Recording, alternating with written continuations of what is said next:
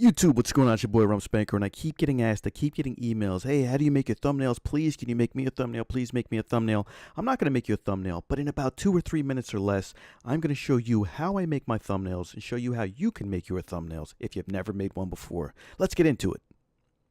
So basically what we have here is Photoshop CC 2014. That's a program we're going to be using. Before you get turned off and say, I don't have the money, I'm not going to, you can try a free trial. It's down in the link below of Adobe Photoshop CC 2014 at the time of this video. At the time of this video, there's a free trial. So I got the link down there for you if you've never used it before. At the end of the 30-day free trial, you can use Adobe Photoshop CC 2014 for $9 a month, which is what I recommend. This is what I do. So real quick, you've opened it up. Once you've downloaded, this is what it looks like.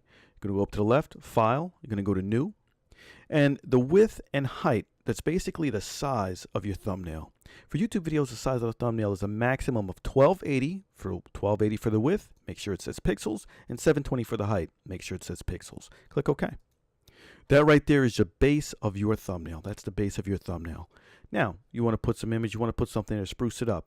We'll get into that later. That's more advanced, but what we're going to do is just a color. So we don't want just a drab, just solid color. What we want is a gradient. So if you scroll over to the left here, you have your different tools. There's your paint bucket tool. We're going to right click and go to gradient tool. Now as you see up above this change here, it's going to show you the different colors that'll be in the gradient. If you click on that, this box here will open. So you have presets. So like I said, we're doing this as fast as possible. So we're just going to go with the preset yellow and orange. Click OK. So now what you want to do is go outside your thumbnail, hold down Shift, hold down left click, drag down, let go. And that, instead of a solid color, that adds a little gradient of colors here between the orange and the yellow. So now what you want to do, we want to add some words there. Scroll over to the left. Here are your tools. This T here will be your type tool. So we're going to click that T. Click somewhere on top of your thumbnail here. This is where you're going to put some words. Now before we start typing words, up here, you have your fonts right here. This is the name of the font that we're using right now. This is your font size. You can change that, color, what have you. Now, in the description also below, I have a link to DA Fonts. This is where you can download many fonts, download tons and thousands of fonts. Now, Photoshop already comes with a good deal of fonts, good number of fonts, but there's some other ones that you might actually like and download, and they're very simple to install. The one we're going to use is Bada Boom Regular. So, we've already clicked, and we're going to type "Watch this now!" exclamation mark. Now we want to move this over. It's a little off-centered. So before we click this check mark that we're done with this, I want to just move your cursor outside of the letters there. Do you notice there's a directional that pops up behind the cursor once I moved out? Now, while that directional cursor is there, hold down your left click on your mouse button and drag this around. Drag it to where you want it. So we're going to put it here, and then we're going to click the check mark. There we go. And we're going to add another word down below. We're going to say awesome video. Awesome video. Exclamation mark. And again, scroll out. Once the directional cursor is there, hold down the left click and bring it out. Once that's said and done, hit the check mark. So we're done. Now we're almost finished on this basic thumbnail. Now what you want to do is you want these words to actually stand out. You want them to pop. You want them to have pizzazz. You know what I mean? So what you want to do is, as you see here to the right, every time we change something here, it creates a new layer. So the base layer was our two colors. The next one's our words, watch this now. The next one, awesome video. So we'll start off at watch this now. We're going to right click, go up to blending options.